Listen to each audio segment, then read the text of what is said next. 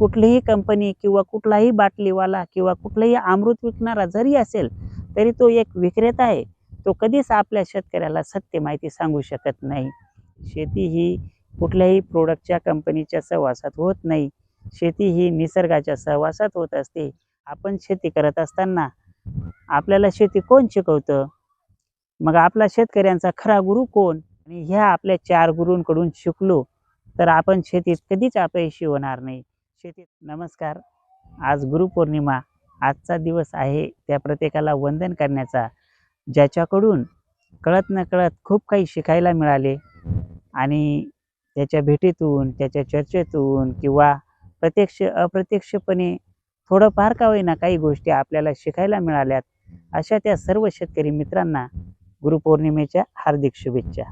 आजचा दिवस हे गुरुचा. आपण शेती करत असताना आपल्याला शेती कोण शिकवतं? मग आपला शेतकऱ्यांचा खरा गुरु कोण? हे आपण या आजच्या व्हिडिओतून समजून घेणार आहोत.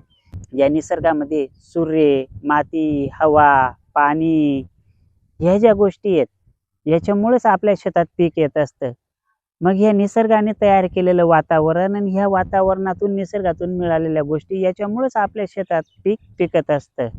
म्हणून 85-90% आपल्या शेतामध्ये निसर्गामुळेच पीक येत असतं आणि 10-5% जे काही आपण बाहेरच्या कंपन्यांची खतं वापरतो त्याचा थोडाफार उपयोग होतो.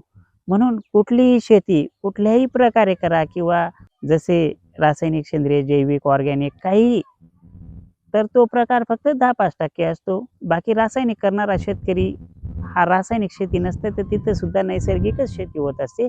फक्त त्या शेतीत तो 10-5% त्या प्रोडक्ट जरी 100% वापरले तरी त्याचा उपयोग फक्त 10-5% होत असतो. म्हणून प्रत्येकाच्या शेतामध्ये सूर्यप्रकाश, हवा, माती, पाणी ह्या ज्या काही गोष्टी मिळालेल्या आहेत या निसर्गाकडून मिळालेल्या आहेत. म्हणून ह्या निसर्गाने आपल्याला गोष्टी दिलेल्या आहेत.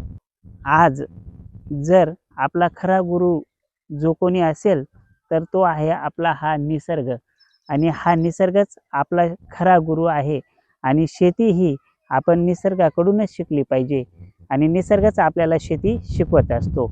आज आपण शेती करताना आपला पहिला गुरु म्हणजे निसर्ग, दुसरा गुरु म्हणजे आपला अनुभव, तिसरा गुरु म्हणजे विज्ञान आणि चौथा गुरु म्हणजे शेतीत सत्य माहिती देणारा माणूस, सत्य माहिती सांगणारा माणूस. हे आपले 4 गुरु आहेत. म्हणून आपण शेती करताना ह्या पद्धतीने शेती केली आणि ह्या आपल्या 4 गुरूंकडून शिकलो तर आपण शेतीत कधीच अपयशी होणार नाही. शेतीत आपल्याला यश हमखास येणार.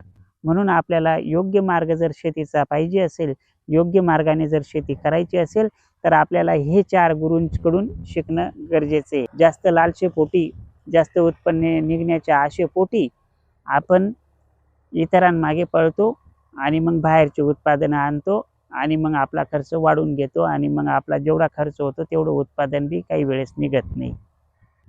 म्हणून आपल्याला शेती ही या निसर्गाच्या सहवासात करायची आहे. शेती ही कुठल्याही प्रोडक्टच्या कंपनीच्या सहवासात होत नाही. शेती ही निसर्गाच्या सहवासात होत असते. कंपनीवाला किंवा औषधवाला आपला शेतीत कधीच गुरु राहू शकत नाही. तो आपल्याला प्रोडक्ट देऊन प्रोडक्टबद्दलची माहिती देऊ शकतो, पण खरी शेती करण्याची माहिती जी आपल्याला भेटते ती या निसर्गाकडून मिळते. म्हणून आपला खरा जो गुरु आहे तो म्हणजे आपला हा निसर्ग आहे. आज गुरुपौर्णिमा आहे आणि आज गुरुपौर्णिमेच्या निमित्ताने आपण असा संकल्प करूया की आपण या निसर्गाला आपला गुरु मानू आणि हा निसर्ग आपल्याला जे शिकवेल ते आपण समजून घेण्याचा प्रयत्न करू आणि आपल्याला निसर्गच खरी आणि सत्य माहिती देऊ शकतो.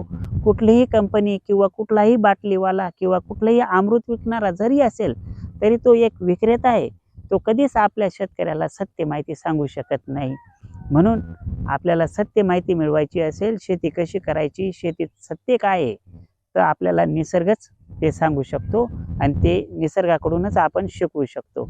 म्हणून आपल्याला निसर्ग गुरु करायचा आहे. असा आज आपण या गुरुपौर्णिमेच्या निमित्ताने संकल्प घेऊ की आपला निसर्गच आपला गुरु आहे.